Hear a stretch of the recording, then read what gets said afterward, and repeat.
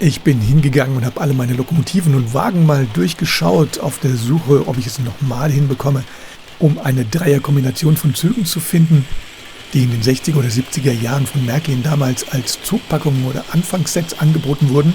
Und ich bin dann tatsächlich im 1960er Katalog fündig geworden, habe dort eine Dreierkombination gefunden, die ich bis auf 2 Ausnahmen mit den Originallokomotiven bzw. Wagen aus dieser Zeit zusammenstellen kann. Und welche 3 Kombinationen ich zusammenbekommen habe, das möchte ich euch hier nun zeigen. Ich bin hingegangen und habe die 3 Züge hier mal aus den Märklin-Katalogen herausfotografiert. Oben und unten ist jeweils der 1960er Katalog abgebildet. In der Mitte diese Zugkombination gab es auch ab 1960. Allerdings war sie da so schlecht abgebildet und die Texte durcheinander, dass ich sie hier aus dem 1961er Katalog herausgenommen habe. Im Einzelnen ist das dann einmal die Packung 3100 1960 für 29,75 Mark angeboten. Der kleine Personenzug besteht aus Lokomotive 3000, 3 Personenwagen 4000, Zuglänge 47,3 cm mit 12 gebogenen Gleisstücken, 5100 und 2 geraden Gleisstücken, einschließlich Anschlussgleisstück. Und bei mir ist es hier die kleine Baureihe 89 von Märklin, die Nummer 3000. Bei mir allerdings in der 9. Generation von 1971 bis 1996 gebaut, da ich im Moment leider keine Baureihe 89 bzw. 3000 von Märklin in den 1960er Jahren hier habe. Deswegen musste ich hier gleich von Anfang an mal tricksen. Ansonsten die 4000er Personenwagen sind die 3 alten Wagen hinten angehängt, die ich euch in einem der vorigen Videos schon mal vorgestellt habe. Nicht mehr im besten Zustand, aber um hier auf dem M-Gleis entlang zu klappern, immer noch gut genug. Und damit ist das der erste kleine Zug, der Zugzusammenstellung von 1960 entspricht, auch wenn die Lokomotive da vorne etwas neueren Datums ist. Die zweite Kombination ist dann hier die 3137, bestehend aus Lokomotive 3037, 2 Personenwagen 4002 und dem Gepäckwagen 4003. Die Lokomotive wurde 1961 auch komplett neu ins Programm in dieser Farbvariante aufgenommen und Märklin hat damit gleich hier eine kleine Zugpackung zusammengestellt. Und das ganze Set kostete damals 51 D-Mark.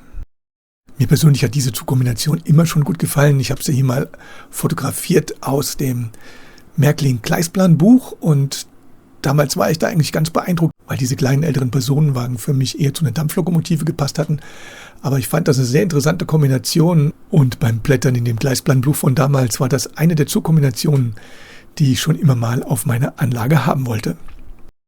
Bei der Baureihe 141 handelt es sich bei mir allerdings um eine Bausatzlokomotive, die 3937, aber aus dem gleichen Jahrgang ist es auch die erste Variante, gebaut von 1960 bis 1968. Und das ist dann die zweite Zugkombination, die ich heute auf die Anlage gestellt habe. Für die Fahraufnahmen habe ich dann die beiden relativ kurzen Züge aus diesen Zugpackungen noch mit den Wagen ergänzt, die ich hier habe, um sie einfach noch ein bisschen zu verlängern. Und der dritte Zug im Bunde, das war dann die 3105, die Zugpackung mit der Baureihe 23 bzw. der 3005, den 5 Güterwagen, damals auch ohne Transformator, aber Gleismaterial waren zu den gebogenen Gleisstücken hier schon 6 gerade Gleisstücke, also schon fast eine kleine Premium-Packung. Und das spiegelt sich dann noch im Preis wieder, weil mit 73 D-Mark war sie im Verhältnis zu den anderen Packungen doch eine ganze Ecke teurer. Und Märklin ließ sich das da schon mal ganz ordentlich bezahlen. Ich habe hier eine Packung von 1959. Allerdings handelt es sich bei der Lokomotive um die 5. Variante, gebaut von 1957 bis 1958. Und das war zu erkennen an der Betriebsnummer 23014 und an geschraubten Windleitblechen, die in den anderen Varianten dann wohl gesteckt waren. Der hinten angehängte Güterzug besteht dann aus dem Wagen 4505. Hier ist dann zum zweiten Mal was, wo ich nicht ganz sicher bin, und zwar mein Originalwagen entspricht von der Bedruckung außen nicht diesem 4505er.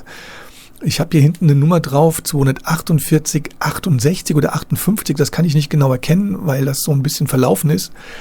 Bin mir nicht sicher, ob es sich hier um den nachträglichen Brimex-Wagen handelt. Das war damals die 4542.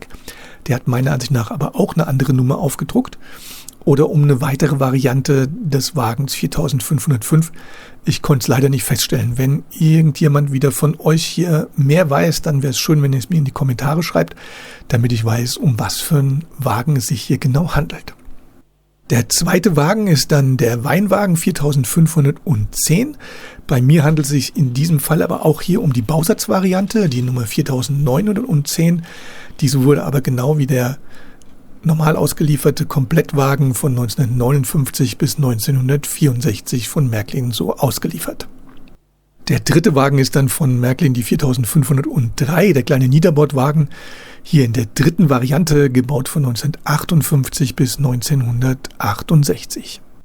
Der nächste Wagen ist dann die 4501 und das ist der Esso-Tankwagen bzw. Kesselwagen. Da hatte ich in dem ersten Video noch einen weißen Kesselwagen angehängt, der nicht diesem entsprach.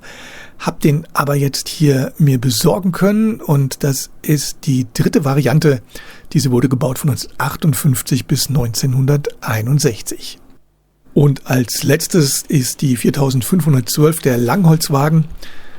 Hier muss ich allerdings wieder auf ein anderes Modell ausweichen, weil ich diesen Originalwagen leider nicht habe, sondern ich habe die 4665 und dieser wurde gebaut von 1974 bis 1998.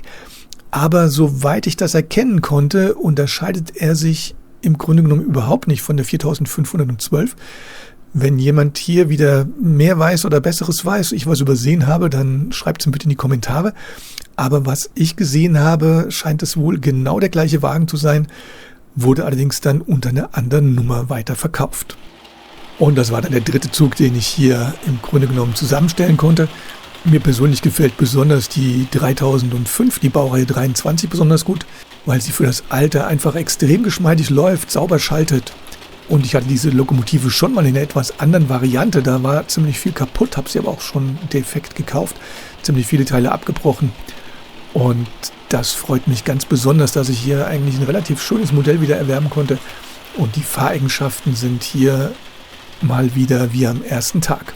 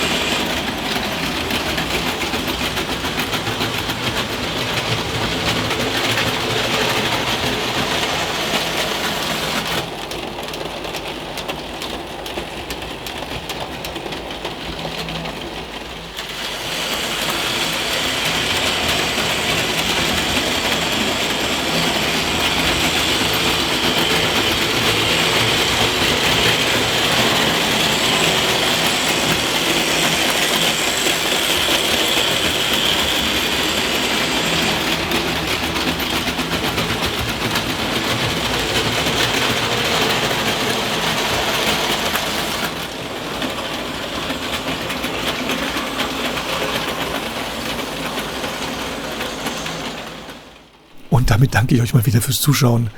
Wenn ihr mehr über die Wagen wisst, wäre es schön, wenn ihr mir es mitteilen würdet. Würde mich sehr interessieren. Demnächst gibt es dann wieder mehr und bis gleich.